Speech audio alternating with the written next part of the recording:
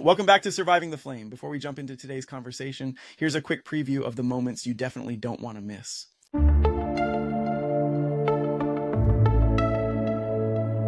I actually had bad anxiety when I was pregnant with her. And then my labor and delivery experience was definitely terrible. I ended up having an emergency C-section, and not really being able to advocate for myself. And that was very uncomfortable because it was like my life was left in somebody else's hands to determine.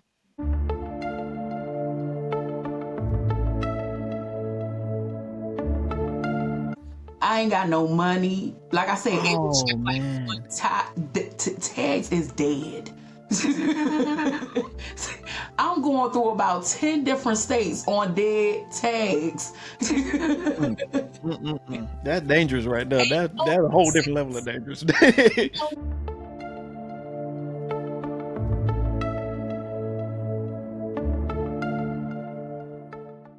All right, family, welcome back to another episode of Surviving the Flame. If you enjoyed that preview, go ahead and hit that subscribe button on YouTube, Spotify, or Apple Podcasts so we can keep this flame burning together. Now, let's get into today's conversation.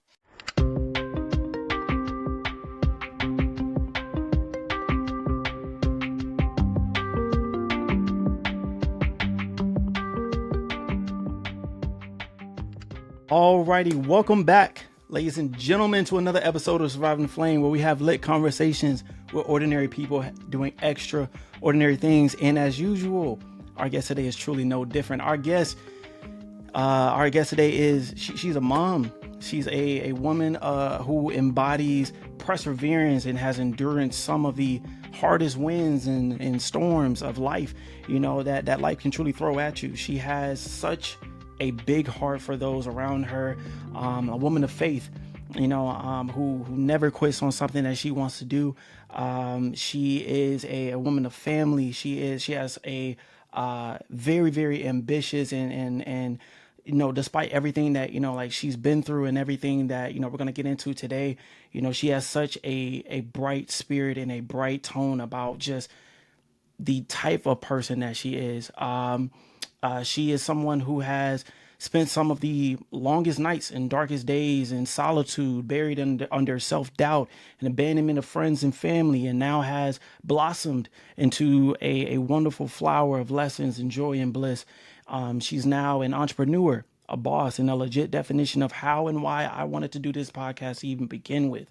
You know what I'm saying? So, ladies and gentlemen, boys and girls, children of all ages and stages, even the one making minimum wages, if you don't know who I'm talking about, get ready to find out. All right. So buckle up for a story that is truly inspiring and honestly probably insane. You know, so while we welcome to the stage in the SCF experience, ladies and gentlemen, Miss Lotus Tamora Rain.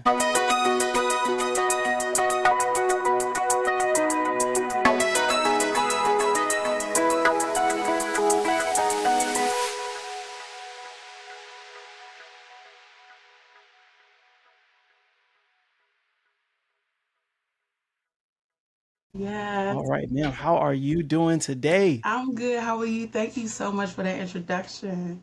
Oh, no problem, no problem, no problem. I'm doing good. I'm doing great. You know what I'm saying? Like as long as the good Lord is waking me up, hey, I'm soaring. I'm ready to go. Amen. So we're gonna jump straight into it, man. Tell us, put your city on the map, man. Where are you from? Yes, I am from Washington, D.C. I'm Okay, okay. I'm currently in Virginia. You know, life is a little slower in Virginia. Now that now that I'm older with kids and stuff like that, I'm like Virginia is where it's at, you know. I So, got you. I got you. yes, Understood. Understood. yes. We're gonna jump straight into it, man. What was it like growing up? You know, what was it like growing up for you in the DMV area? It was pretty cool. It was cool. I lived in DC when it was actually Chocolate City. So Chocolate City. when it was Chocolate City, All yes. right. So that's when we were surrounded by Black excellence. Like when I was growing up, that's when the Million Man March was happening. That's when Marion Barry was the mayor in DC. It was just a lot of great things happening in the city at that time, as far as like Black people.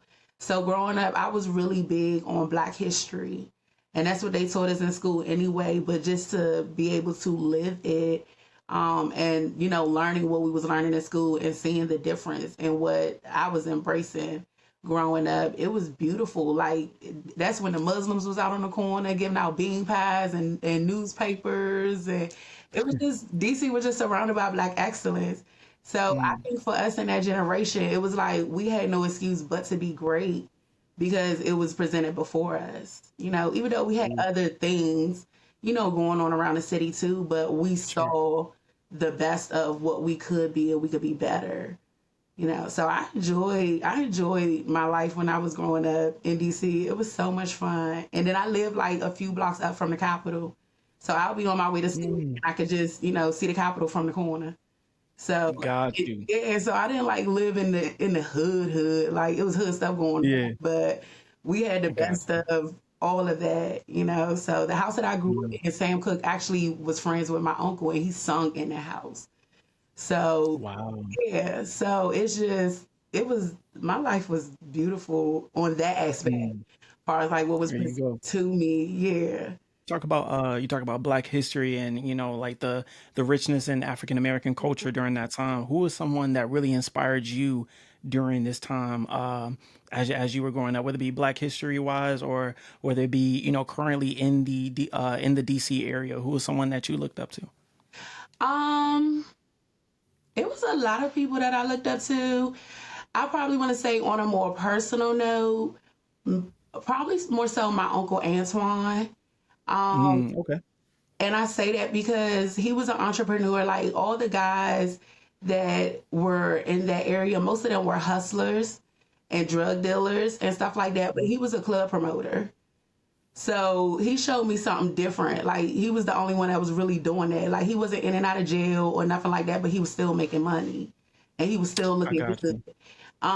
But he was a club promoter, so he did like all the little club promotions. At that time, his name was Fat Cat, and he used to just like he always had like different cars and like Jeeps and all of that. Mm, And I just used to love being around my uncle Antoine, and I learned yeah, stuff. he had it going on. Yeah, he had it going on. And Yeah. he was a big guy, and he was just fly. Mm, So he was giving me like yeah. Heavy D vibes, like Biggie Smoke, like all of that. Yeah. And then, like I said, he was doing something different of it because everybody had money back then. Like Mm, where I was at, everybody had money. It wasn't coming from the right places, but everybody had money. But he was the only one that was doing something different. Like he didn't sell drugs and stuff like that out in the open if he did. But got he, it. like I said, he was a club promoter. He was the entrepreneur.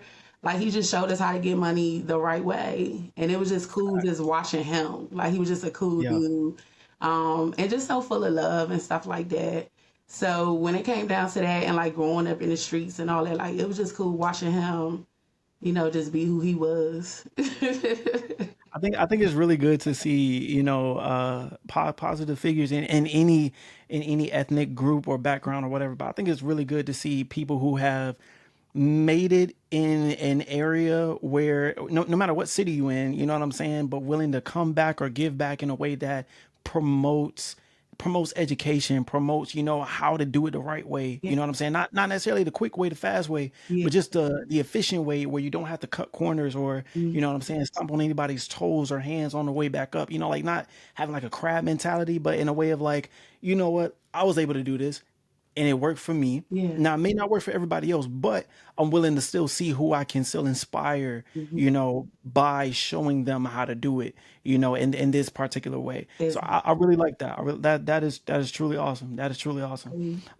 Now, like as getting back into like family and things like that while we're on this subject, who would you say as a child, would you say was like your saving grace during like any light or dark time in your life? Like, who would you say was like your, no matter what, you can always count on this person, whether it be to make you smile, teach you positive lessons, Mhm. like that light in a very dark place. Like, who would you say is that person for you?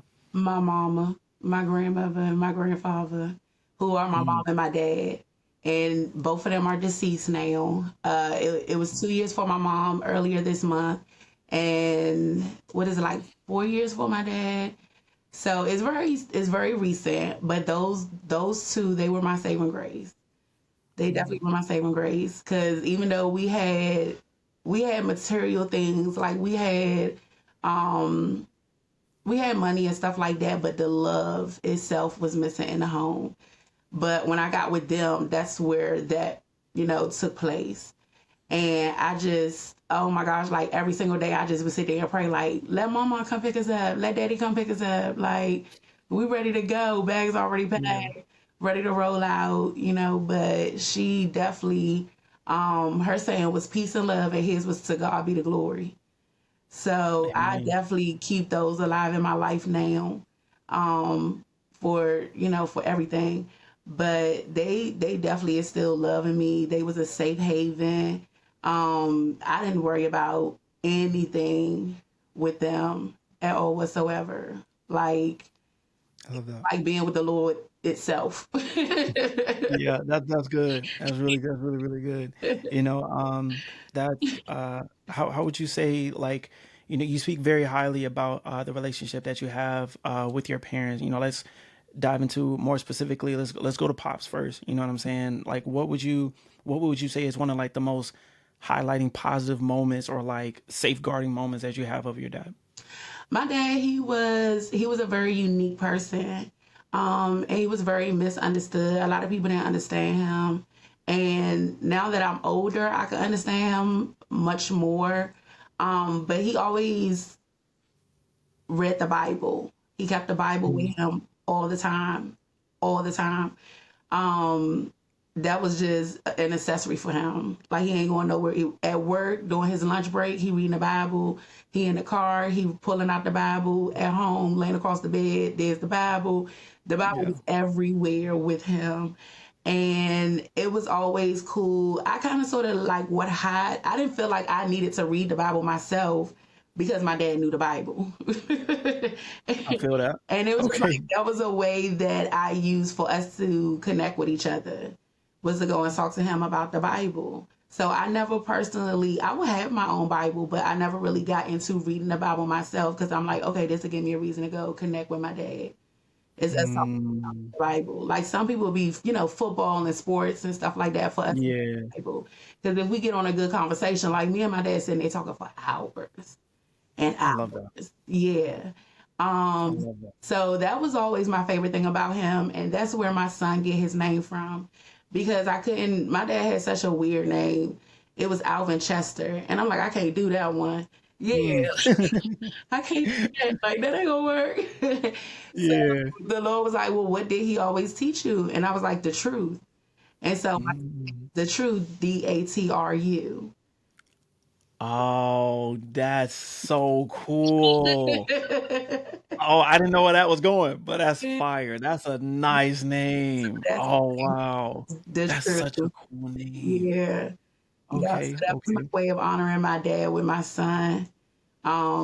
Especially since he, never met him, and that's my first son, Mm, and stuff like that. Like, I had to, like, I really had to.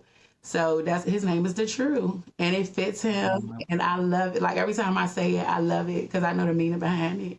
But There you I go. think my There you go. proud. Absolutely, absolutely.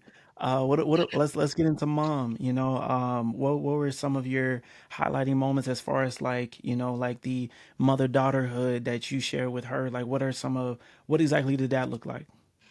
My mom, her thing was the cooking. Okay. Her thing was the cooking. I was blessed to know and be raised up around my great grandmother and Mm. her sister. So that's my great great aunt who's still living. She's 94 now, I believe. Oh my Yeah, goodness. yeah. So she's still here. But I was blessed to be raised up around my great grandmother and her siblings. And then you have my grandmother, and they all, like, every holiday, Thanksgiving, Christmas, like, they just get in the kitchen and cook, and like just cook away. And even still, like, on the weekends, because we keep the Sabbath. So Friday, my mom, when I would come home from school and stuff like that, like, clothes will already be ironed for church. house be Mhm. smelling good because she done already prepared dinner for church the next day and all of that. Even though I got to Right. sit there and wait and twiddle my thumbs and stuff because I got to wait a whole day to eat the food. But Oh wow. the Gotcha. whole house would just smell like her pound cakes or whatever she cooked Mm. the next day. Lord, Oh my gosh. And man. then I would just sit there and just watch the pound cake just melt inside the daggone cake dish. Lord no, I miss some good old Southern cooking, man. Lord knows I do, man. That oof, I feel you. Yes. Mm. So hers was definitely the food, definitely food. I think that's what I missed the most. And I already knew I would, because I knew she wasn't going to be here forever. So growing up, I used to be like, oh yeah, I'm just going to eat this because one day I ain't going to be able to eat it no more. So she'd be like, you do not have to eat like that. Like, Yeah. you can always come back. I'm like, Mom, you don't understand because when you leave, you Yeah. this food. Like, There you go. There you go. What would you definitely have in you that department. Oh my goodness. Yeah. Um Now, did you ever have a even with your grandmother, like did you ever have like uh moments of doubt, you know what I'm saying, or within the relationship, like when I say like moments of doubt, I mean in the sense of did you ever the relationship that you had with either your mom and your dad, your mom and your grandmother, or your mom and or you and your mom? Never with my grandparents. No, Mm. never with my grandparents. My relationship and the love that we had was 1,000% for sure. For sure. Yeah, never with them. I know I experienced my first experience of fear was with them when I was probably about like 4. We went to like ride some boats out in Virginia. And me and my dad was already on the boat, and then my mom was getting in the boat, and the boat kind of sort of like drifted away, and she ended up falling into the water, and she couldn't Oh my swim. goodness. And that was my first memory of fear because at that point it was just like, oh my gosh, like what if I lose one of them? Mm. Like what would I do? Like how would I get through life? And I actually carried that literally on throughout my whole entire life. So we would joke. I was like, if anything happened to y'all, they might as well dig 12 feet because I'm jumping in too. Not 12. Oh my goodness. They might as well prepare for 2 bodies because I'm coming in too. You're not Hey, leaving me here. I feel you. I feel you. I can't imagine like I know they have to go one day, Yeah, but man, I cannot imagine a day I have to say goodbye to my grandmother. yeah. Like And I it's mean like she's so spiritual to the point where that like she really be getting mad at me when I talk like that. Because she's like, I ain't going over. I'm gonna be with the Lord and this, that, and that. I'm like, yeah, okay, I get that. yeah. I get. However, in the physical, all right, like, hey, I'm gonna be without you, all right, so I definitely, I feel that, like, Yeah, because that was my our thing grandma, too. Like we never talked about death, and when we did, it was yeah, always in like a joke. Like we were a very joking family. We people didn't think that we took stuff serious, but we did. But we mm, joked about it because everybody would just be so uptight in life. So a lot of stuff that we probably shouldn't have laughed at, we did. We were people that would like just sit back and talk about people in a good way. Cause it yeah, would be facts, like we wasn't gossiping or lying about nobody. It would be actual true things that we talking about. So, right, right, like you set yourself yeah. up. Hey, there you go. With everything that you've experienced and things that you've gone through and things like that. How exactly, like growing up, how would you have described yourself? um, Growing up, I like to compare myself to the drama mask. So growing up, it would be I live like 2 different worlds.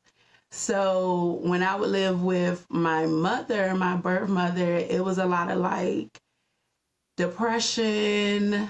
Um, she had mental health issues, so we dealt with a lot of like child abuse.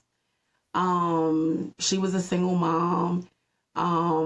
So it was life was so different. with Mm, her. It was so different. We knew that she loved us, but we didn't feel safe with her. And it was the total opposite with my grandparents. Like when we got with mm, them, like we would be eager, like so, like I said, bags packed, ready to go. We'd be so ready to go. And then we'd be so sad coming back. Like the whole ride home, we would just be crying because we don't want to go home because we know what yeah, we got to face when we get home. So, and then we got to wait a whole week for it to happen again or 2 weeks, depending on how long it would take for them to come back to get us. But it was so different. So I definitely lived the life of like the drama mask because even though I had so much going on, where the sad part of the mask would come in, I always walked around with a smile. And even with that, I would get in trouble for smiling because my mom would think that I'm being sneaky or something because I smiled and laughed at everything. But I had yeah. to because she always frowned at everything. And I was like, it's Mm, pretty to be frowning. Like, unfrown your face. Like, why you gotta look like that? And she was yeah. always fussing about something or whatever. And I just be like, ugh. So I, Yeah, so I I always feel you. around with a smile on my face, and people like really didn't pay attention to everything that was going on unless they actually would see it themselves because I smiled so much. Like I just was smile Mm, so much. But yeah, that's what it was. Like I just walk around and smile like ain't nothing going on and just keep it yeah, moving. And that was just something that I just picked up doing as a child, and it just became a part of me. So yeah. And I really feel like I really hate how society has made it so easy, to promote or wear fake smiles, mhm, and that's why I feel like there's been such a decline in seeking, seeking help, when it comes to things like mental health or talking to just anybody because we glorify the picture. We glorify the moment so much to the fact of like we ignore the fact that life still happens to everybody. yeah, You know what I'm saying? Like you can be like on the surface, you can have picture perfect family and everything like that, but like at the end of the day, like having kids, raising kids is hard. mhm, You know what I'm saying? At the end of the day, like, I get it. Most people, at least when I was growing up, like it was never you never really thought that kids had problems. yeah, I look at it now in a sense of like, no matter who you are, parents, adults, like kids, like no matter who you are, mhm, everybody's gonna have their struggles to have that they're gonna have to go through. mhm, Period. It doesn't matter who you are. It doesn't matter what stage of life that you're in. You're going to be tested, especially if you're trying to walk with God. yeah, You're going to be tested. You're going to have to walk through that fire of, whether it be depression, anxiety, discovering who you are, what your purpose is, mhm, growing in this next chapter in this new part of life. Things like you're going to have to figure it out. And not all the times are you going to have the proper keys to be able to do so, or the right puzzle pieces to be able to do so. So it's going to be difficult. It's going to be difficult. It's going to be hard, but you have to find and figure a way out. You know what I'm saying? And I really feel like social media especially has made it to where we don't like acknowledge that problems still actually happen. We don't actually acknowledge that, yeah, true, this person may be good at making everybody laugh, but how are they when all the doors are closed? exactly. You know what I'm saying? How are they when, you know, when no one's watching, when no one's around? You know what I'm saying? When all these other kind of things, like people still go through hard things despite how good it may look on the surface. Mhm, And unfortunately, that starts as a child. yeah, That starts as whether it be you trying to please a parent, whether it be you trying to please a significant other, mhm, trying to it doesn't even have to be pleasing. It could just be just the environment that you grew up in. just life. Sometimes it's so hard Mhm, growing up in certain environments, like if you're in the hood or even if you're in the suburbs or if you're in a rich community or whatever, like if we're being for real, it's not very smiled upon openly to be like, yeah, all right, guys, let's put all our problems here on the table. Let's all break it down, see what's going. No, it's not. So half the time, a lot of the times, we're having to deal with those problems internally. yeah, You know what I'm saying? That we're that like, but the only medicine that we have in that moment is, hey, just smile and smile your way through it until it's all better. mhm, So I really feel you on that one. While we're talking about kids and parents and adulting and things like that, I know personally that like as a father myself, man, I know being a parent is no easy deal. You know what I'm saying? So tell me, about your about your entry to parenthood and what exactly did that experience teach you while having a very unique parental situation yourself growing up? Um, well, I had my daughter when I was probably about 25, 26. And my whole thing was I had a cousin, she had her baby when she was like 15 when I was younger. And so I always was just like, oh, I don't want to be like that. Like I didn't know that that was possible. So I never wanted to have a baby at like an early age or anything like that.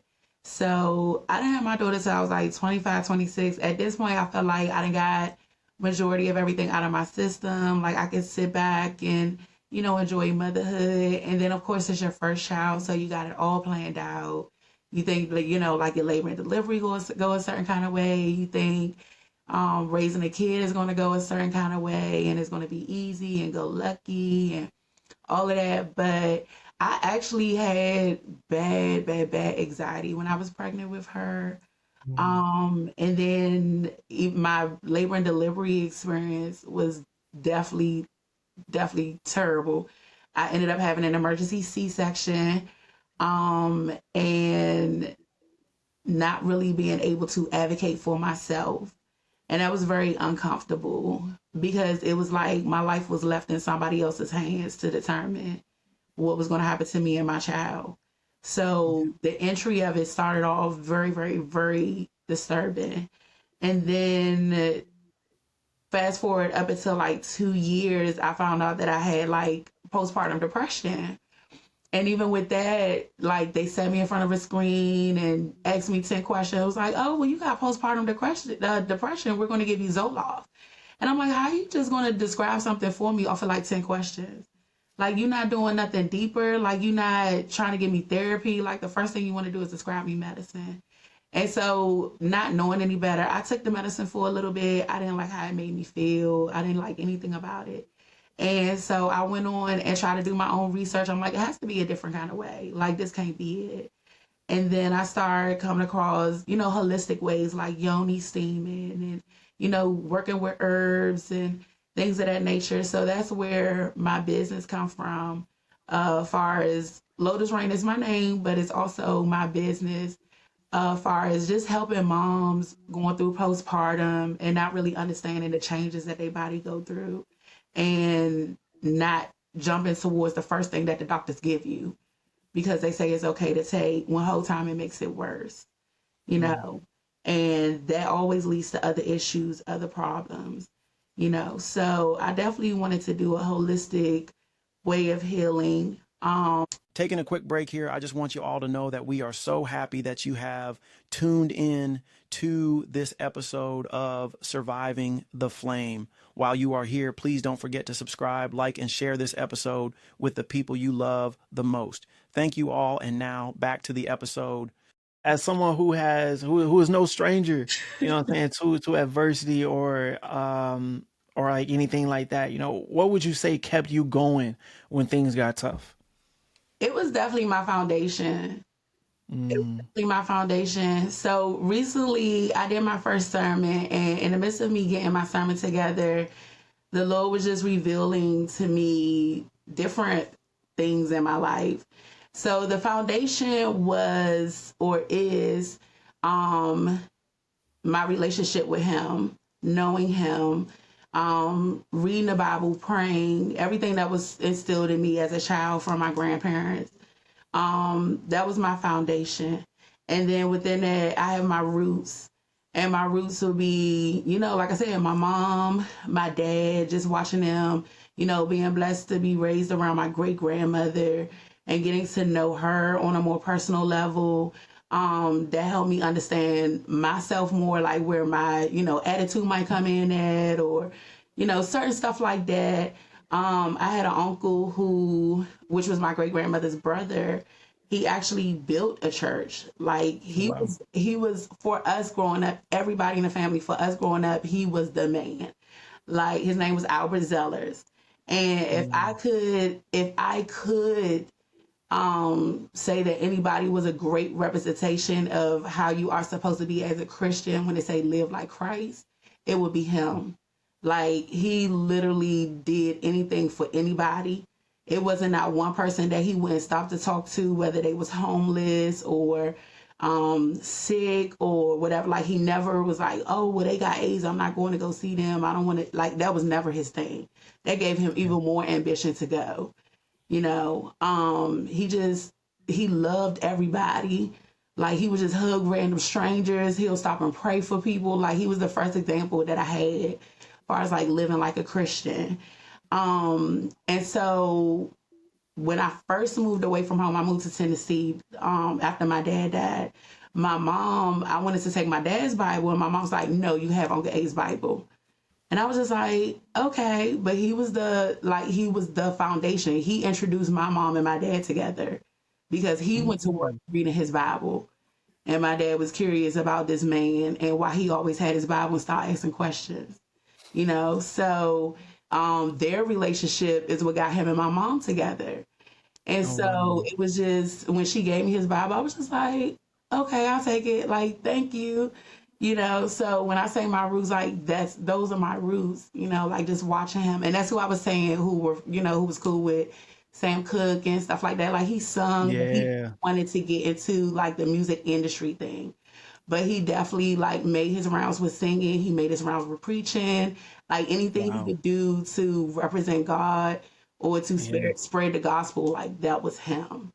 Right. So just to have my roots and my foundation set in stone and set in place, like it was always a reminder of who I was and where I came from. And my mom Mm. always told me, when you leave this house, you represent your family and you better act There like you you go. got some sense. So Hmm. I always try to keep that in mind no matter how many drinks I had. There you go.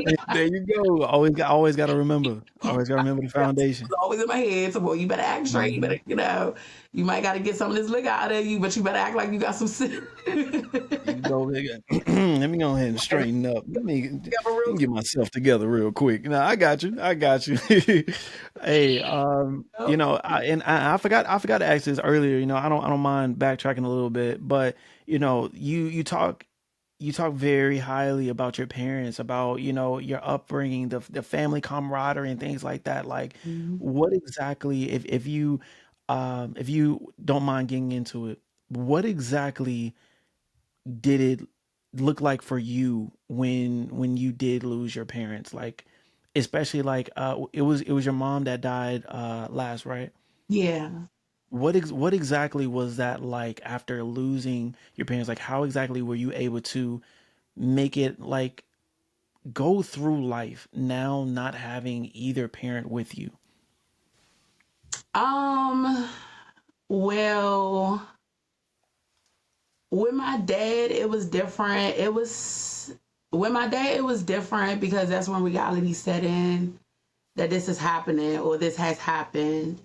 Um, and it was crazy because my mom, she was sick.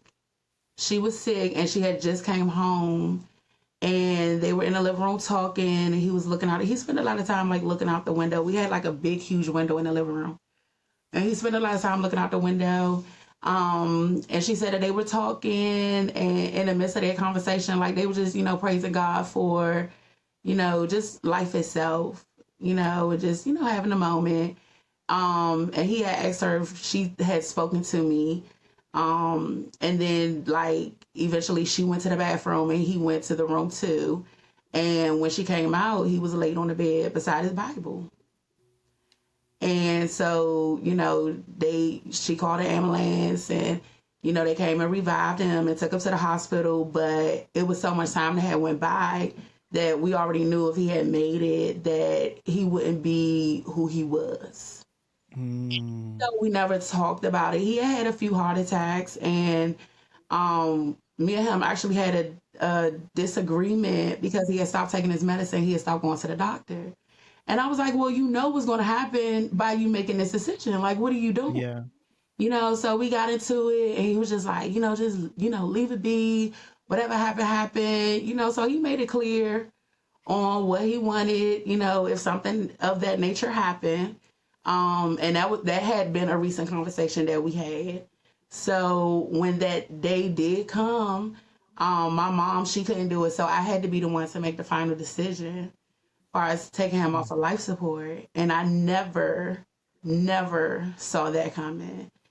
So that really did do something to me. And I had already planned to leave, to move away to Tennessee because I was ready for something different. And in my mind, I was like, oh, well, they're fine. They'll be okay. I just come home and, visit. Tennessee, not too far, but it was the furthest I ever been from home. Yeah. But I just didn't let them know that I was leaving just yet. So when he passed away, my mom, she was like, Tamora, can you just move in here? Can you stay here? And all of that. And I had to let her know, like, well, Ma already made arrangements to move to Tennessee. So Mhm. that hurt because not only did my dad pass away, but then I'm hitting her with that I'm moving. So, Yeah. and that's one A thing rough that process. I hated doing, leaving her like that. And I feel like that started her downfall as well because it was just like everybody that she loved so much was leaving her. And then in the process of me being gone, she ended up, I told her to go ahead and, sell the house and because she didn't want to write a will. And so I was like, well, Mom, like, just go ahead and, sell the house and do what you got to do. Like, use your money, spend your money, because I don't want to have to fight with nobody over nothing, so just do what you need to do since you don't want to write a will. And she did that, but I had, cause I was in a bad marriage. So this summer, oh, and before my dad passed away, it was COVID. So I had actually left DC. It's so crazy. I had left DC to come home because in my head I realized like, look, I'm in DC and if something go wrong, they can lift these bridges up anywhere around here and I'm trapped in DC. Yeah. Any exit place out of DC requires a bridge. And Yep. it takes for this crazy government to lift them bridges up and we Yep. stuck right there. Yep. So I So packed my true. bags. I don't blame you on that one. Now I ain't think about it, but you absolutely right. In order to get out of DC, you got to cross a bridge. Gotta cross a bridge. Either way, whether you're going north, south, whatever, you have to cross a bridge. Yep. So true. Yes. And the Lord revealed that to me. I said, oh no, I'm getting up out of here. Yep, I'm just like out. that. Yep. Just like Put that. them deuces up. I ain't get no boxes or nothing. I rolled out in trash bags, loaded my car up, Go. I was gone. Oh man. Yes. I was like, oh yeah, no, I don't play about that. I don't, especially me Yeah. getting to my parents. Like, no, you ain't about to have me trapped nowhere. So I Fact. left DC. I moved down there in their house. Like, y'all move over. We coming through. You know, now, don't worry. Look. I'm gonna just be right here. You know what I'm saying? Y'all go ahead. Y'all keep doing what y'all doing. I'm just Let getting real my comfortable. old Y'all room good. back. We gonna be fine. We just about to pile up in this house together. Yeah. There we go. There Yeah. we go. Ain't nothing to it. Like Yeah. we talk about the relationships that you had, the relationships that you had, the bridges that you've had to cross, the things that had to happen and growing up and going through and everything like that. You also ended up touching on your marriage a little bit, Mhm. but not necessarily focusing all the way on that, but if this question alludes to it, then cool. Right. But what is one of the hardest lessons you feel like you had to learn that ended up becoming one of the greatest blessings? Um,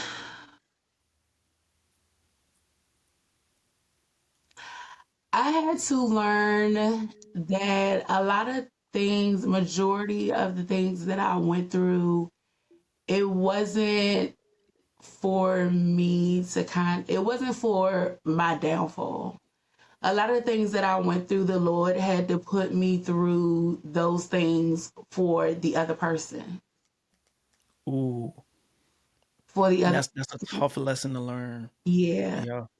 yeah. So, and like you said, not to get too deep, but my husband, he was a drug baby. He was raised by his grandmother. He never really experienced, he didn't know his dad. He didn't really experience, love on a level like I did Mm. growing up. So him being in a relationship wasn't, he didn't have the same views on life like I did. And he didn't have the same examples and stuff like I did, like far as marriage and, things of that nature. So our views on life are really different.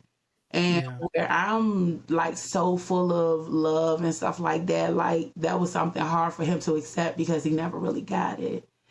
So Mm. me having to be with him and deal with him, we met when we were younger, like I was like 17, he was like 19. And he had moved to the DMV from California. And we met through a mutual friend. And then he ended up getting killed a few months later. So that's what connected us even more because I was like one of Wow. the only people that he knew out here. Um, Yeah. so shortly after that, he got his GED. And when he got his GED, I was like, oh, okay. Because at this point, I'm going through depression because I couldn't understand why that had to happen to my friend. Because he wasn't a bad kid. Like, he had scholarships and all that, all-star player. Like, he was just a Mm. bomb. So for that to happen Yeah. to him, I just couldn't understand that. So I was going through depression. I didn't want to go to school no more. I dropped out of school. So he got his GED, and I was like, oh, if he could get his GED, I could get mine. So I went and I got my GED. And then my dad, he always worked at the same job. From like he kept his first job. His first job was at the Hex Company in DC. And they ended up closing and retired. He had to retire early, but he started there at a young age. So he had dropped out of school and he didn't have a high school diploma or a GED. So when I got mine, he was like, "Oh well, Boo Boo got her GED. I'm gonna go get my GED." There you So go. yeah, so he got his GED and he scored way better than I did, surprisingly. And Oh, okay. yeah, he did real good. I was like, "Oh, my daddy a genius. Let me find out." There we Right. go, Pop. There we go. Yeah. So that Go was ahead then. Yes. So one that was definitely my favorite moment with him was because we ended up graduating at the same time because we went through the same program. So we ended up That's graduating at so the same cool. and we walked across the stage of the school that I had went to. So this is the school that I did like my talent shows at because I was very active in school. Talent Mhm. shows, dance rehearsals, choir rehearsal, like just all of that. So for me to still be able to graduate at my school and then to do this with my dad, like that was the biggest blessing of it all. What a Um, blessing. Yeah. yeah. So after that, like That my is husband, he so joined the cool. army and that added to his mental health situation. So when he came back during COVID. So yeah. Everybody coming back to Virginia during COVID. Oh Lord. Yeah. Yeah, so he came back Oof. during COVID. And I used to pray over the years because he asked me when we were younger to marry him, and I told him no. And I did. I was Mm. like, no, because he wasn't ready. And I knew like he wasn't ready. I was like, I'm not feeling Mm. with you. Like, you're not about to get no extra money off of me because you're going into the army. No. Go ahead then, Queen. Go ahead then. Do your thing. Do your thing. Yeah. But he came back during COVID, and what I asked him was, why are you here if you didn't want love? Because that's all I have for you is love. Yeah. Oh, that's Yeah. so deep. So what So do you deep. want from me? If that's not it, what do you want from me? You know? So, and that's literally all I had to give him was love. And like I said, it was hard for him to accept it. We went through a lot of different challenges. Um, but I knew I had to be there. I knew I had to go through it. I knew that um I felt like I had to save him. Or I had to be Mm. thankful to him of what God could do for you. So, because he never really had a relationship with God. So I had to show him, because he was living in a dark world. So I had to kind of show him like my God is stronger than yours. My God is Oh, bigger there than you go. yours. And this is what He's able to do. All right. So he had to see it for himself. He had to experience it for himself. And then eventually he started like going to church. It was, it took time. We would start off by sitting in the parking lot of a church. And then sometimes he'll go into the church and he'll come back out 5 minutes later, but I can see the baby steps happening. He'll start reading the Bible, for a little bit. And then, 2 minutes are going to five or, 15, and, stuff That's like that. good. So I would see, little changes happening. I just sit back and pray. But then eventually the Lord was just like, I got it from here. Like, you can't save him. Like, that's my job. Yeah. That's when that's one thing that verified, like, okay, let me go. He was like, focus on the kids. I got him. So it's just like, okay, Yeah. it's time for me to go.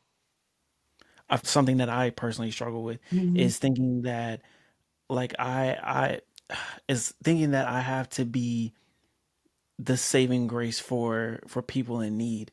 You know what I'm saying? So much to the fact so that like I will sometimes sacrifice my own peace, to help somebody else. You know what I'm saying? But like I have to realize that yo, like that's not your fight.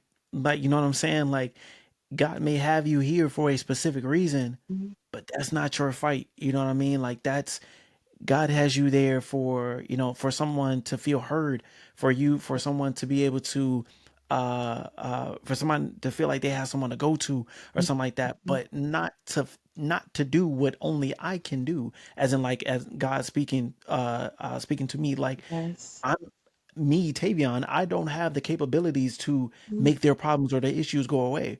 There is nothing that I can do that can be like, oh yeah, snap fingers gone. And Yeah. like, no, like God needed me there for a specific reason, Yeah. not the solution. You know what I'm saying? So I definitely hear you on that one. Yeah. Because there was so many times I would try to leave, and Mm. nothing would go through. It would be times where he would try to leave, nothing would go through. Like, we would try to get rental cars. We would really try to leave each other. I made sure that he got on the Greyhound to go back to California.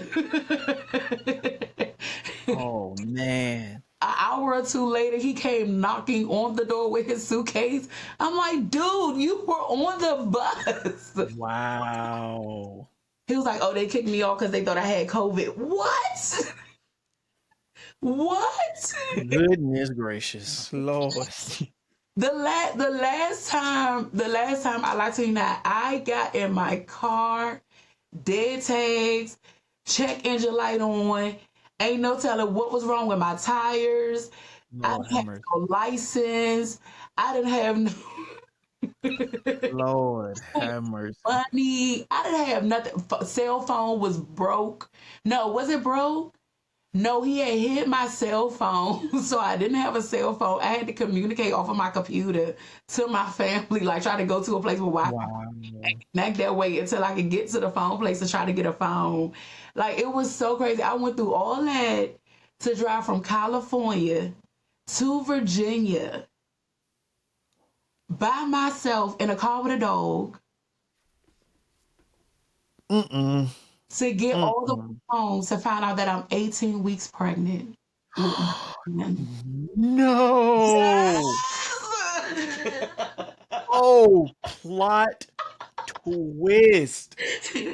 Yes. Oh, plot twist. Yes. I Plot made, twist. man, I Wow. made it home. When I say I was so happy, I made it home. I was like, yeah, I'm home. Like, it's about to go down. I was feeling Oh, yeah, y'all, I'm home. I'm home. I'm home. Man, my sister, she came over my mother house. Like, man, when I say me and my, we was good. Like, we was cool. Like, my mother ain't never been my best friend. I got home and she was my best friend. Okay. oh my goodness. I love you so much. Like, the love was real. Man, Yeah. my little sister, we're 9 years apart. I feel like we don't know nothing about each other, none of that. Like, girl, who are you? Yeah. Like, who are you? Man, she came in the door. She looked at me. She was like, you ain't drinking nothing. I said, why not? She was like, because you pregnant. Look at your face. I said, girl, get out my face. Get out of my face. No. And then she called the middle one. The middle one, we're 2 years apart. So she knows me. So she comes all the way up to my mother house and she looking at me and she was like, Remy told me we about to go to the store. Man, they dragged me to the store to go get the pregnancy test. We all up in the bathroom, all three of us in the bathroom together. My mother pacing back and forth outside the door, like, what y'all doing? What y'all doing? We like, go ahead, get away from me. Yo, my Say all of them goodness. came back positive. I was just sitting there looking so dumb. So dumb. And then I went to the hospital. I was like, all right, let me see what's happening. Went to the hospital. They had ordered the sonogram, all of that. They had to call back to the front for them to change the order because I'm already in my second trimester. Boy, arm was Girl. so, he looked like the Captain Morgan arm, like, hey, mom, here. Ah, yo. I was, Wow. I was too through. I said, you mean to tell me I got to go back? Like, I'm not finished. I got to go back. What? What? Child.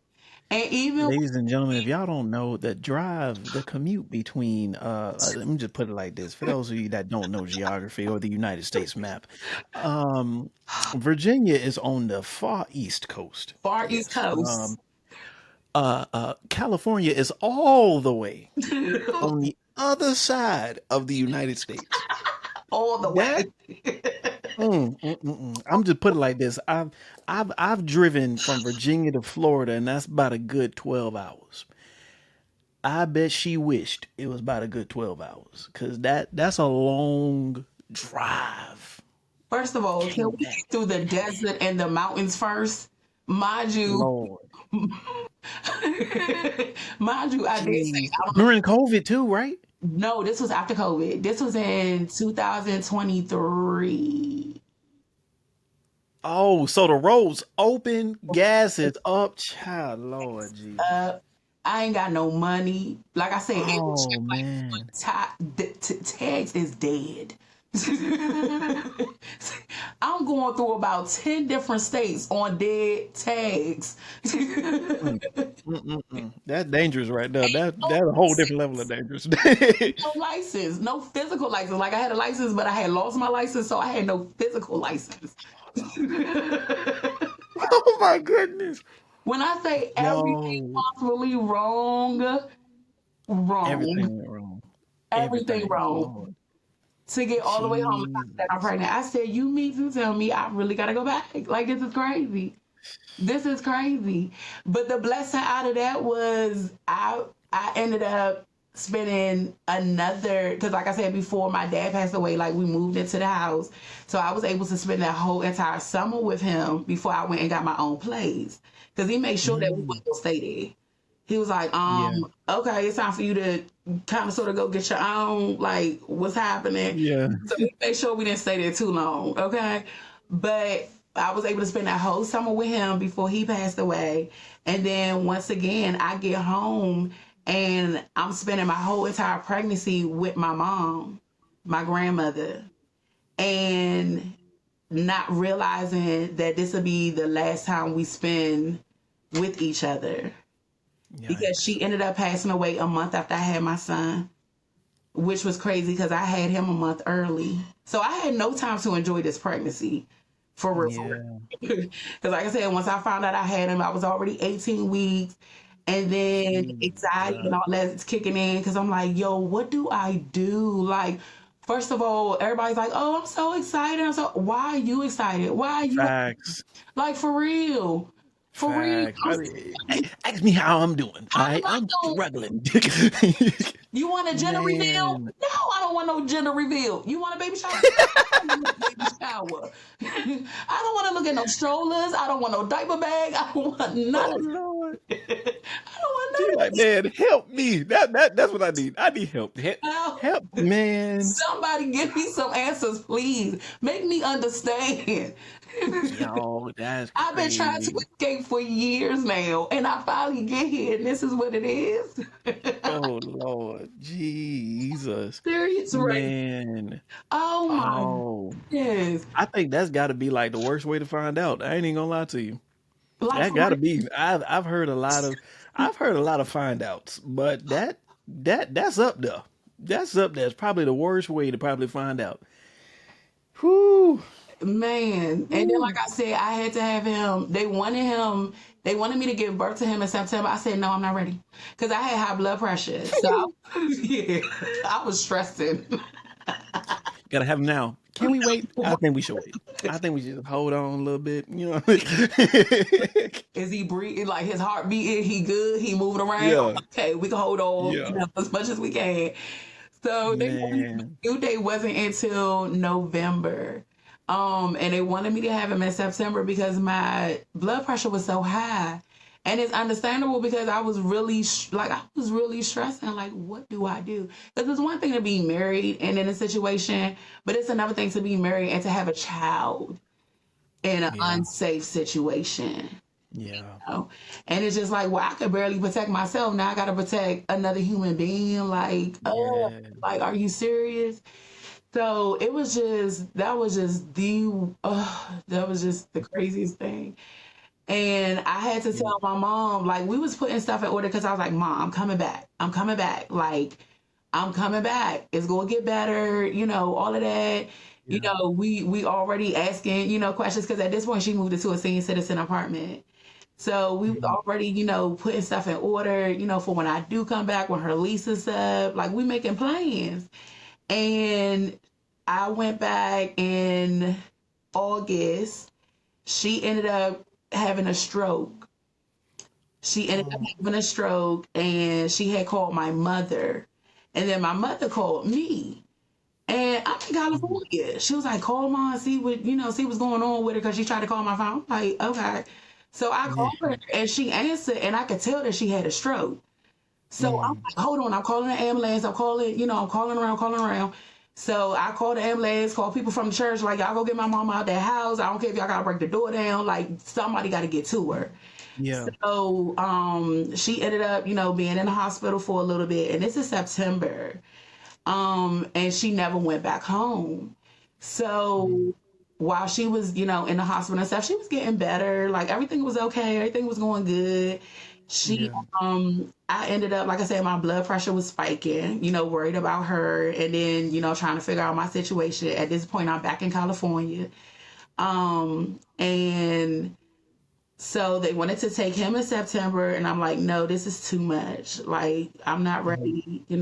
I still ain't buy nothing, mind you. So I'm like, I'm Lord not ready. Jesus. So it had got to the point to where I had started spotting, and I was like, okay, I gotta go to the hospital.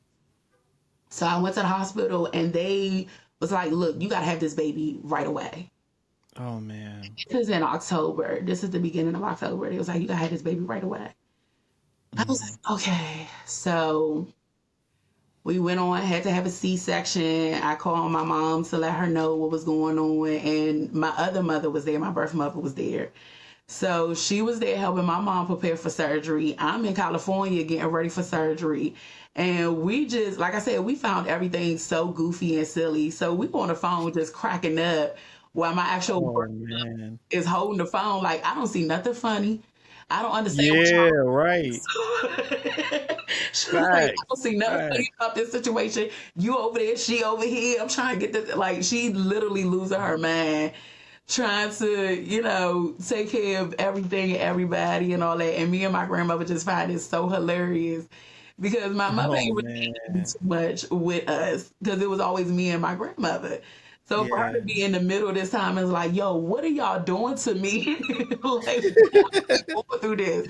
When I say we was dying, like I'm in the hospital bed, like Yeah. it up, cracking That's up. one of And them good laughs, the ones that like you don't forget, and I'm saying like whenever that time where that person comes up again, you just think about those times where you was laughing and laughing the laughs that hold memories, man. Like yeah, I I love feel it because you. my husband actually took a picture of that moment. Like he took a picture of Oh the phone in the hospital bed, like holding on to the rail. I'm laughing so hard yeah, oh man, all the time, but I just be like, oh my gosh, like I love that. So it was just having, like I said, being able to spend that time with her when I was pregnant. yeah, I was just grateful of it because even though she passed away a month after I had him. So we would do like video call, stuff like that. So even though she didn't physically meet him, she was able to see him through video. I would send her pictures every morning.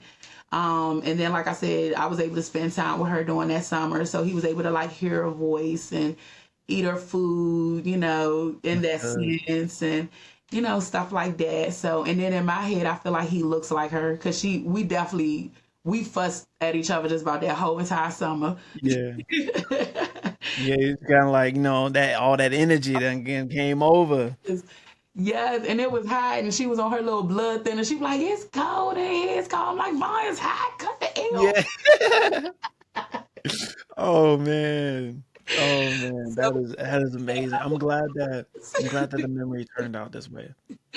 yeah, we I'm don't so get no glad. comments. So I'm definitely grateful of all of that. But it was losing her. It was different. I definitely handled that differently than what I thought I would. I Mm, don't know if it's because at that time I still had my own health issues that I was going through. Because I was still dealing with high blood pressure. Like it was really, really, really bad. He had got discharged from the hospital before I could even go home. So they was waiting, yeah, they was wow. waiting for me to get myself together before sending us home. So it was really bad. And then, like I said, I had a C-section, so I had to heal from that. Um, Yeah. so her passing, it was just like, oh my gosh, like, okay, I'm still healing. Like all of this is still fresh, it's still going on. Like I still gotta be mindful of my health because I'm still here. And now I Right. have a new baby that I have to care for.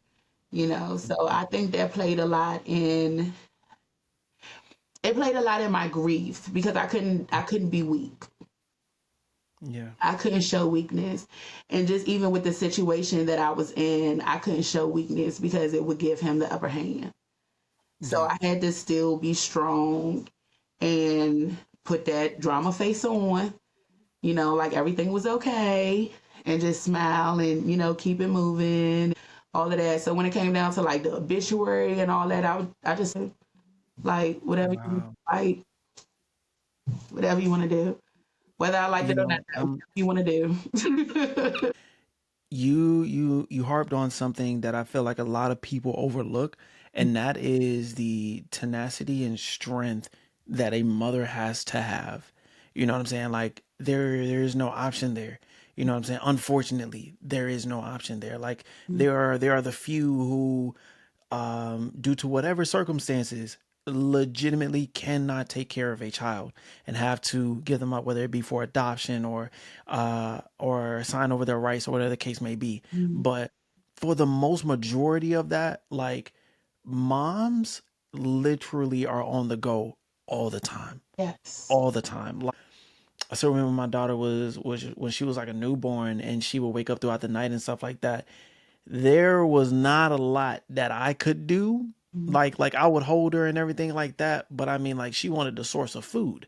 Yeah. You know what I'm saying? So she wanted mom. You know what I mean? And so or there was just that skin to skin or that cushion rather that she grew more accustomed to with mom, not necessarily with me. So it's like it's it like as she grew older, like I was able to help out more and things like that. But like I feel like there is literally no break, no breathing room for moms. Like I still remember even growing up, like while my dad was around sometimes, a lot of times that he wasn't, I still held my mom to the standard of, yeah, like Mhm. you got to be here. You know what I'm saying? Like when it comes to this event, like I need you to show up. I need you to be here.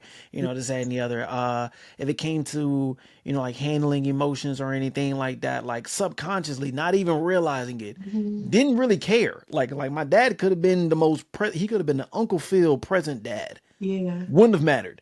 Mom, I need your help. Like, you know what I'm saying? Like, and it's moms don't really, I feel like it gets overcrowded or like not overcrowded, but like overlooked a lot. You know what I'm saying? The sacrifices that moms make.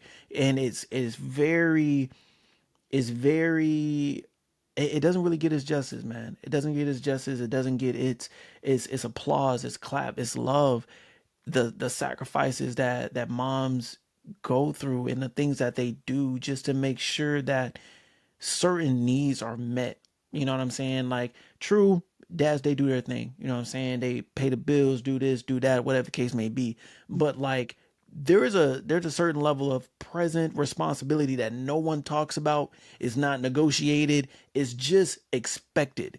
And it's like I don't even really fully understand it really. I feel like the only person that really understand it is really a mom. But it's like it's something that's not really discussed. It's just like mom got to be there though, Mhm. period, and so I definitely gotta give hats off to you, love to you, and to all moms who make Yeah. the ultimate sacrifice to be there for their kids. And whether it be recitals, rehearsals, Mhm. um football practices, football games, and soccer this and sports events, and got a bad grade, girl let me down, boy stood me up, whatever it is like, even if you don't know what to say, Yeah. moms are still expected to know what to say.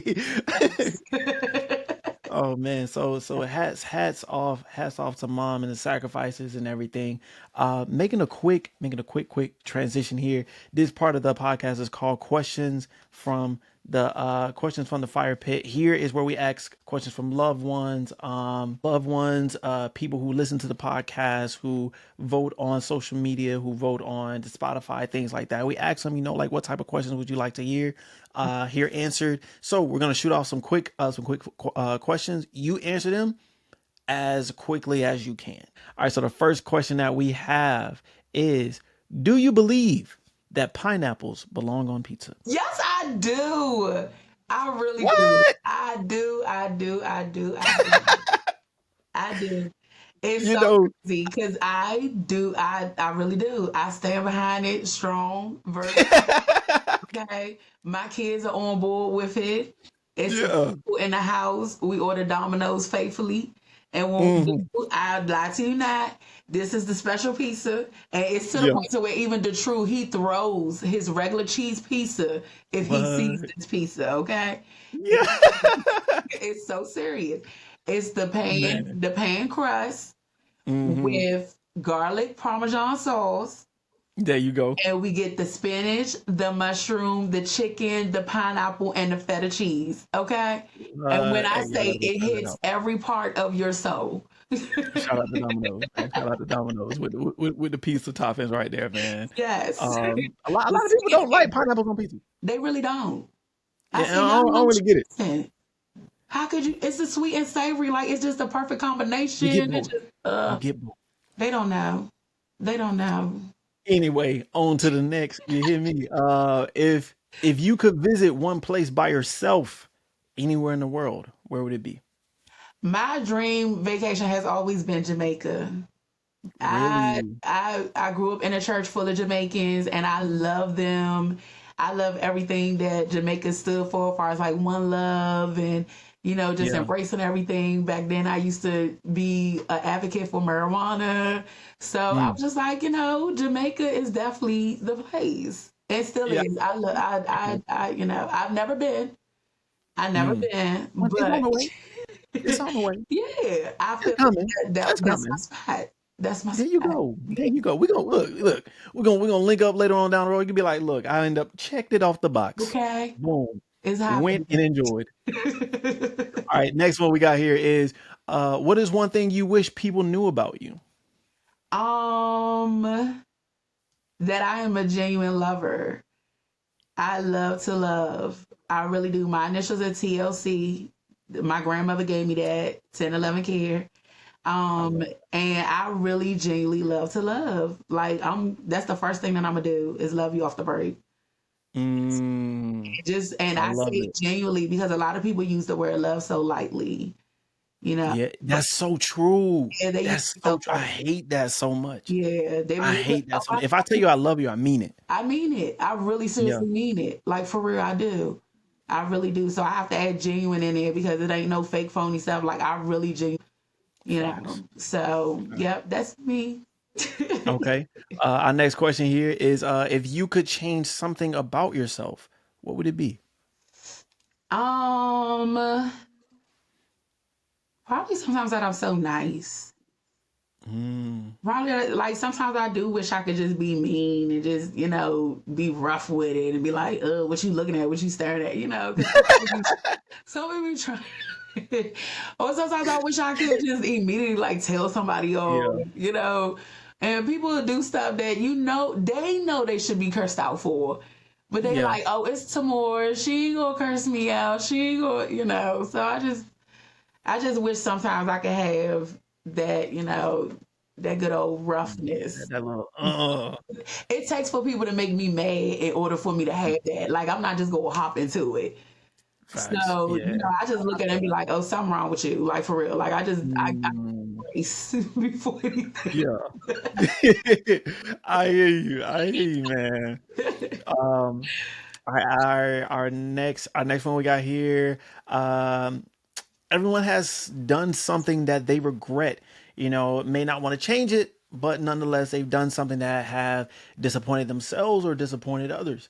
If you had the opportunity to liberate yourself from a burden or a past mistake, would you do it? Um, no, I wouldn't. I Okay, wouldn't. Because that would change the trajectory of my story. there you go. Um, and I really do feel like everything happened for a reason. Like even when we do make bad decisions, the consequences that you learn behind it is still put in place to make you strong, or it's still Mm, to develop your character. Based off because the Lord already know we gonna make wrong decisions. He know what we gonna do before we do it, so He's already prepared for what the consequences are going to be. right, So, right. That's like good. I said, it would change my character. It would change who I am as a person and stuff like that. So, no, I wouldn't change anything. Okay, okay. Now as we get close here, um, we're gonna moving more towards like the closing remarks and things like that. We only got a few more questions left. If your younger self could see you today, would they be proud? Yes. Okay, let's talk about it. What exactly would you feel like would be the the number one thing that, like, out of every the whole list of accomplishments and things that you've overcame and things that you're doing with life and right now, what would you feel like is the number one thing your younger self would be like, wow, like, girl, you doing that? Like what would that thing be? I feel like the number one thing would be I'm still me. I'm still Mm, who I am. Regardless of whatever I went through in life, every obstacle, every storm that I've been through, I'm still, in a way, in a sense, that's that little girl, you there know, you go. who just want to be happy, who just want to live in peace, who just want everybody around them to be happy and blessed and all that. Like I always, even as a child, like I always wish well for people. I always wanted those around me to, do well and stuff like that. So for me to still be true to who I am, and I'm not just saying that for myself, but when people who've seen me grow up and seen me go through stuff, when they come to me and they tell me like, "Tomorrow, I'm really proud of you. Like Yeah, I'm really like you're doing it. Like I'm really proud of you. Like you making it work. Like you standing strong. You still you. You know, yeah. in a different, stronger and stuff like that. Of course, growing and stuff over the years, but you're still true to who you are. So I think that's the main part because we could easily lose ourselves in the things that we go through. So I think that's literally like the biggest one I would say that I she think would I be. think and while we're on that, I think that's one of the things that people tend to, you know, like ignore or like pass through. Man, like we really underestimate the power of positivity and kindness. You Mhm. know what I'm saying? You never know what anyone is going through. You know what I'm saying? So like you telling someone like, hey, like, I just want to let you know, man, like you really strong, man. Like I see the things that you're doing and I'm really proud of you. Mhm. Or, great job with this, that, and the other, blah, blah, blah, blah, blah. You're a great mom, you're a great dad. Like giving people those little doses of kindness, you don't know what that does for them, especially if they feel the complete opposite. Mhm. Just not telling anyone. But like you had to discipline your kid yesterday and it broke your heart. Mhm. Now the next day comes and you're like, man, like I don't feel like I'm doing blah blah blah blah blah blah, even though like you you know that like what you're doing is best for them, to keep them in line with like not acting out too crazy or not going too wild or anything like that. But like someone coming up to you, not even knowing what just happened, Yeah. but like someone coming up to you and just being like, you know what, like you're a good parent, you know what I'm saying? Or a young student going out and studying real hard for a test and coming up short and not getting the grade that they wanted. And you come up to that young student and you're like, you know what, I just want to let you know you're very smart. You're Yeah. very talented. You got a bright future ahead of you. You know what I'm saying? But to them in that moment, like you might as well have given them $1 million Mm-hmm. because that's what they needed to keep going. You know what I'm saying? But like one thing I really do hope that people gain from this podcast in general is to spread kindness. Like I say it at the end of every episode, but I'm gonna say it again right now. Spread kindness. Be kind. Be joyful. Be Yes. graceful. Let people know. Let people see the fruits of your spirit. You know what I'm saying? Let people see. That there is a such thing as good people left in the world. You know what I'm saying? Like it's not just in the movies and in books and your TV shows and everything like that. Like no, like genuine good-hearted people still exist. You know what I mean? Like, and all it takes is a moment of kindness to be like, hey, you're doing a great job. You Mm-hmm. know what I'm saying? Even the friend that you ain't heard from in a while just want to be like, hey man, just want to let you know I love you, man. I would hate to have to tell you this while I'm standing over your gravestone, but I'm gonna go ahead and I'm gonna tell you right now, man, I'm proud of you and I love you and I wish you nothing but the best. Yeah. You cannot talk to them in like years, months, weeks, whatever the case may be. But I promise you, you telling someone like, great example. My wife, my wife was just she hit up a friend of hers that there was this social media thing that went on and like her account ended up getting hacked or whatever. Mm-hmm. And my wife not knowing that the account had got hacked, she went out and messaged her and just said, hey, I don't know if what's being posted on social media and stuff like that is true or anything like that, or if it's actually you, but I just want to let you know that I love you, Jesus loves you, and I hope you're doing well, like all these other positive verbal hugs and things like that. And the girl messaged her back and she was like, you have no idea how bad I really needed that. And I think people truly forget, like, it's things are so much deeper than what social media allows us to see. You know what I'm saying? Social media is just one moment, one portion, but it's not the full picture. You know what I'm saying? So it's just like definitely spreading kindness, letting people know, spreading love, man. Like it doesn't even take that much time just to let somebody know a dose of appreciation or kindness or anything. It doesn't take that long. Hey Yeah. man, just want to let you know I appreciate you. Keep it pushing. Yeah. You're a great person, got a bright future.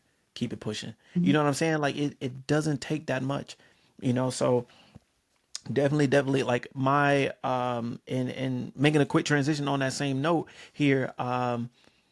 What is if you could send a bit of encouragement to anyone listening right now, like let's just say, yeah, there's a young Tamora out there, there's a young entrepreneur out there, there's a young mother out there, there is a young student, a someone who has just entered their 30s, there is someone that you specifically will resonate to. If you had the opportunity to give them a bit of encouragement that's listening, what exactly would you say to them? Um, Before I answer that, I definitely just want to put out there that I am someone who went through as some of the stuff you mentioned earlier, like neglect and child abuse and domestic violence and being a single parent of two kids and going through grief and trauma and losing people, and it's just like, of course like one thing after another, one thing after another, like the storm just don't stop.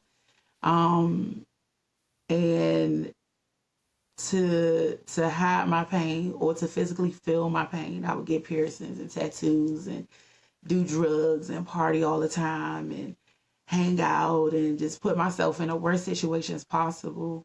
Um, and even though I knew better, and with all of that, I would definitely tell the person to keep going. Like, you cannot quit.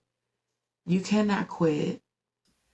Right. Just like in regular life, like the storms come, the hurricane come. It's gonna be messy when it's over, when it's gone and over with. You're gonna have a lot of cleaning up to do. You're gonna have a lot of healing to do. But when you do that, majority of the time, it comes out better than it was before the storm even hit. Mm, It's more beautiful than it was before the storm even came through. So you have to really seriously go through the storm. You have to believe in yourself. You have to believe in yourself. You have to believe that you are strong enough to get through it. You have to believe that you have what it takes to pull yourself through, you know? right. Or if you are a faith-based person, you have to have just the small seed, mustard There you seed. go. It's so tiny.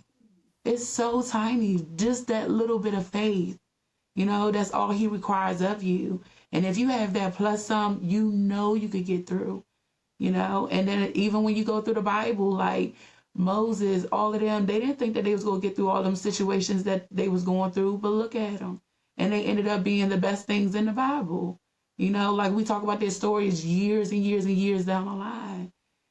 So you definitely have to believe that you will make it, and you just got to stay strong. Like I teach my kids all the time, and when I say my kids, I mean like my nieces, my nephews, my cousins, stuff like that. I teach them all the time, like quitting ain't in our DNA. It's not an option. Okay. I don't want to hear nothing about, oh, I can't do this, I can't do that. I don't want to hear that. It's not an option. You got too many people that came before you that's showing you something different or showed you something different. So you Amen. saying that you can't see it or I don't feel like it, oh, I'm just tired or it ain't working out. And okay, so make it work out. What are you going to do to change the story? Make it work out. If this ain't working, then you need to try something else. You have options. Make it work. They know I don't play that. I don't There you play that go. at all. Quitting is not in our DNA. And if I Hmm. hear you talking about it, I'm not going to sit here and watch you fall. What we Right. got to do? We gonna get therapy. We going to the doctor. You gonna take medicine? Like what we doing? You need to go to rehab. You need to go to church. What we doing? We need to pray. I need to pull out the oil. What's up? Right. Exactly. Yeah, We're like gonna get it. yeah, One way or the other. yeah. You let me know. It's options out here. Hmm. Options out here. And if I get word of it, no, you're not gonna fail. I'm not gonna let you. So Right. yeah, that's just. I mean, that's just what it is. That's how I roll. Ain't nobody around me about to fail. Friends, family, none of that. The stranger on the street, if I see you and you need help or whatever, you in a wheelchair, you trying to get across the street, come on, let's go. I will There pull you my go. car over and push you across the road. Where we going? You need some food? Yeah. You hungry? You cold? What's up? I need to run Hmm. to the store real quick and get you a blanket. Like, let me know. Like, I'm going Yeah. to do my best to do my part to make sure that you get to where you need to do or get it together. Whatever that Yeah. requires of me to do. And I feel like another part to insert here. I don't. I heard someone say this the other day, and I'm gonna try to paraphrase or try to say it the best way that they said it. Just imagine God bragging about you in heaven, right? And there's a perfect example that He's set up for you to excel, or for you to show your fruits, or for you to be, you know, to exemplify what it means to be a good Christian, a good person, just a good human being. You know what I'm saying? He sets it up and he's like, "Hey, everybody, look, look, look, look, watch this. Watch what they do. You have one of two options: do something bad, Yeah. or what most of society would do, or do what's uncomfortable yet shows your fruit. Showing your fruit, or like growing fruit or anything like that, like it's not an easy process. I love that because you really seriously never know. And it's always when you feel like you're in the craziest situation where you feel like you're not able to bless somebody, and the Lord is still show you like no matter where you at in life, you can still be a blessing to Hmm. somebody, whether it's money, whether it's clothes. like you have something you could offer. And I try to tell people now, like, even when you do see people out there, a lot of times they don't even want money. They just want somebody to pray for Facts. them or pray with them. You know, Right. something so simple to give them hope, you know, could change somebody's life. Like I had ran into a lady in a hotel, and I lived in a hotel too. We lived in one for almost 2 years. And I ran into a Mm. lady in a hotel and I was loading my car up. And for some reason, the Lord told me, He was like, go back and pray with her. I was like, okay. And all I did was I just walked past the lady and He was like, go back and pray with her. I was like, okay. And I went up to her and I asked her, I was like, can I pray with you? I was like, I don't know why, but I just feel like I need to pray with you. And she was like, yes, please. And she was on the phone. She hung up from her phone Oh, and we wow. prayed together. And by the time that prayer was over with, like she was just in tears. Like she was just crying, crying, crying. She was like, thank you so much. Like I'm here from California and I don't have no family here. And, you know, I came out here on a relationship and, you know, just trying to figure things out and all that. And I told her, I said, well, the Lord told me to pray with you, you know, and I'm just being obedient. She was like, I'll never forget Oh, you. You know, so it'll be the simple things like that. Like you just really don't know how you could be a blessing to somebody. You right. know, so I Right. just need Absolutely. to. Leading by example, leading and showing them how it's supposed to be, how it's supposed to look. You got to, man. You got to. Man, ladies and gentlemen, truly, I mean this when I say this. This is like it's conversations like this that I really truly love what I do, man, because conversations like this remind us that that flame doesn't just survive, but it grows. You know what I'm saying? To sit across from someone who has walked through storms, felt the weight of abandonment, carried motherhood, pain, strength, and rebirth all at once, and still choose to rise. That is powerful and that is purpose. Lotus Rain, thank you for stepping into a space of honesty, vulnerability, and grace. You know what I'm saying? Like your story is proof that even when, even when life tries to bury us, we can still bloom. You know what I'm saying? And your story is proof of that. Yeah. And even when even as we still come back, we can still come back softer, stronger, and more sure of who we are, and who we were always meant to be. So to everyone listening, I hope you felt the fire. I hope that her journey reminds you that broken does not mean finished. Lonely does not mean forgotten. And even in your darkest season, God can still water you. You know what I'm saying? So keep pushing, keep believing, Yeah. keep choosing, and keep choosing yourself, even when it's hard. You know what I'm saying? This been surviving the flame, and we don't just survive here; we grow through it. So until next time, thank you guys so much for listening and tuning in. Stay humble, stay kind, and as always, find a way to grind. You know what I'm saying? I'm here with the beautiful, amazing Miss Lotus Rain. My name is Tavion Mickens, your host, and this is Surviving the Flame. Yeah. Thank you all so much for the support and always tuning into your favorite podcast geared towards helping people through tough times with tough conversations. Thank you all. And as always, spread kindness. This is Surviving the Flame. See you next time.